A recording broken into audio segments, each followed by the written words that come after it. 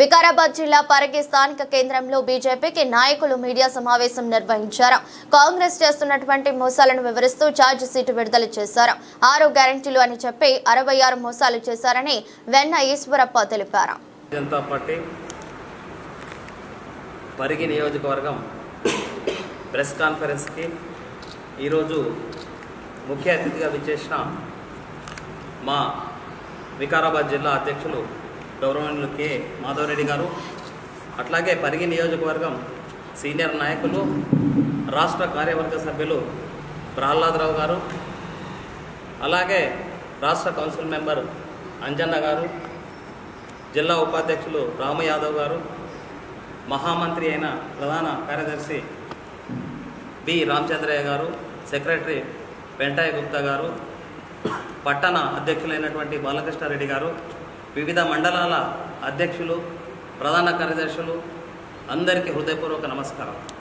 ప్రత్యేకంగా ఈరోజు మీడియా కాన్ఫరెన్స్కి ఆహ్వానించిన వెంటనే విచ్చేసిన ఎలక్ట్రానిక్ మీడియా, ప్రింట్ మీడియా మిత్రులందరికీ హృదయపూర్వక నమస్కారం. ఈరోజు గత సంవత్సరం నుంచి చూస్తే కాంగ్రెస్ పార్టీ ప్రజలకు అరచేతిలో వైకుంఠం చూపించి ఎన్నో వాగ్దానాలు వాళ్ళ నేషనల్ జాతీయ నాయకులైనటువంటి కాంగ్రెస్ పార్టీ అధ్యక్షురాలు సోనియా గాంధీని, రాహుల్ గాంధీని, ప్రియాంక గాంధీని మన ఉమ్మడి రంగారెడ్డి జిల్లా అయినటువంటి రంగారెడ్డి జిల్లా కేంద్రంగా 100 రోజులలో అన్ని వాగ్దానాలను పూర్తి చేస్తామని, 6 నెలల్లో అన్ని వాగ్దానాలను పూర్తి చేస్తామని, ఆ వాగ్దానాలు వింటే ప్రజలంతా స్వర్గంలో ఉన్నట్టు ఫీల్ అయినరు.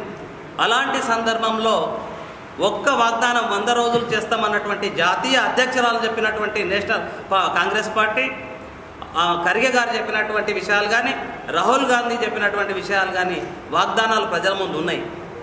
ఏ ఒక్క వాగ్దానం కూడా అమలు చేయలేని పరిస్థితి. 6 గ్యారంటీలు, 66 మోసాలు, 420 వాగ్దానాలు చేయడం జరిగింది. 420 అంటే తెలుసు, 420 వాగ్దానాలు.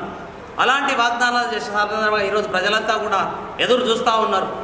భారతీయ జనతా పార్టీ 1 సంవత్సరం గడిచింది, అవకాశం ఇచ్చింది, టైం ఇచ్చిన తర్వాత కూడా వాగ్దానాలు చేయలేదు. కాబట్టి ఈ పరిగి నియోజకవర్గంలో కూడా చాలా సమస్యలు అట్లానే ఉన్నాయి.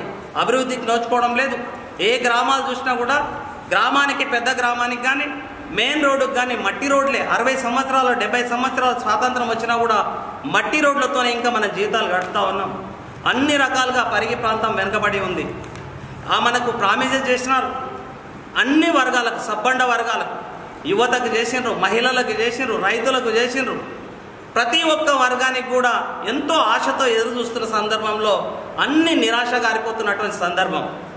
ఈరోజు చూస్తే బీసీల పట్ల పరిగి చూస్తే బీసీలు ఎక్కువ సంఖ్య, అధికంగా బీసీలు ఉన్నారని చెప్పడం జరుగుతూ ఉంది. బీసీలకు ఏమని చెప్పారు? 23% ఉన్న బీసీలు 50% ఉన్నారు జనాభాలో.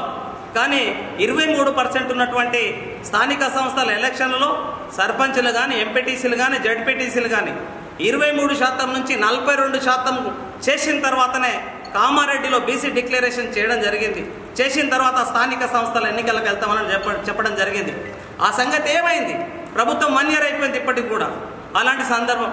రెండవది, బీసీల అభివృద్ధి కోసం ప్రతి సంవత్సరం 20 కోట్ల రూపాయలని శాంక్షన్ చేసి 5 సంవత్సరాల కాలంలో 1,00,000 కోట్ల రూపాయలను మంజూరు చేస్తామని చెప్పడం జరిగింది. ఏది బడ్జెట్లో 20 కోట్ల బడ్జెట్ ఎక్కడ ఉంది? విద్యార్థులకు ప్రోత్సాహంగా వాళ్ళందరికీ కూడా స్కాలర్షిప్లు ఇస్తామని, ఫీజు రీఎంబర్స్మెంట్ చేస్తామని చెప్పేసి విద్య కోసం ఉపయోగపడతామన్నారు. ఎక్కడ కూడా ఇంజనీరింగ్ కాలేజీలలో, మెడికల్ కాలేజీల్లో బీసీ విద్యార్థులకు కానీ, ఓబీసీ విద్యార్థులకు కానీ, ఈడబ్ల్యూఎస్ విద్యార్థులకు కానీ ముక్కు వెండి ఫీజులు వసూలు చేసే పరిస్థితి ఈ రాష్ట్రంలో ఉన్నది.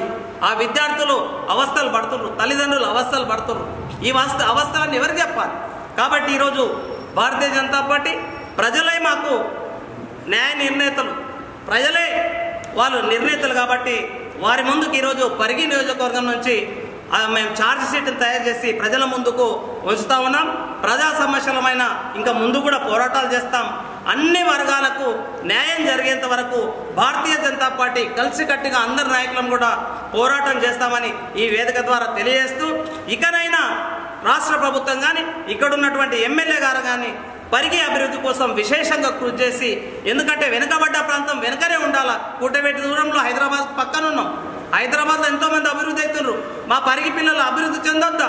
విద్యార్థులు బాగుపడొద్దా? మా పరిగికి మెడికల్ కాలేజ్ అవసరం లేదా? ఈరోజు ముఖ్యమంత్రి ఎవరైతే కేసీఆర్ గారు అయినరో సిద్దిపేటలో అభివృద్ధి చెందుకున్నారు. ఈరోజు ముఖ్యమంత్రి ఎవరైతే అయినరో రేవంత్ రెడ్డి గారు కోడంగల్ అభివృద్ధి చేస్తూ ఉన్నారు. పరిగి ఏమైంది? పరిగి అభివృద్ధికి నోచుకోలేదా? మా విద్యార్థులకు మెడికల్ కాలేజ్ అవసరం లేదా? మా విద్యార్థులకు ఇంజనీరింగ్ కాలేజ్ అవసరం లేదా? విద్య ఉంటేనే అభివృద్ధి. కాబట్టి ఈ మీడియా మిత్రుల ద్వారా ఖచ్చితంగా ఎమ్మెల్యే గారు శ్రద్ధ తీసుకొని ఈ తెలంగాణ కాంగ్రెస్ ప్రభుత్వం గట్టిగా పరిగి అభివృద్ధి కోసం కృషి చేయాలని చెప్పేసి మన మీడియా మిత్రుల ద్వారా తెలియజేస్తూ, ఒకవేళ ఈ హామీలు అట్లనే ఉంటే ప్రజలతో మేమంతా మమేకమై పోరాటాలకు సిద్ధమవుతామని చెప్పేసి తెలియజేస్తూ, ఈ అవకాశం కల్పించిన భారతీయ జనతా పార్టీ పరిగి నియోజకవర్గ పెద్దలందరికీ కూడా పేరు పేరున ధన్యవాదాలు తెలియజేస్తూ ముగిస్తున్నాను. జై హింద్, భారత్ మాతాకి జై.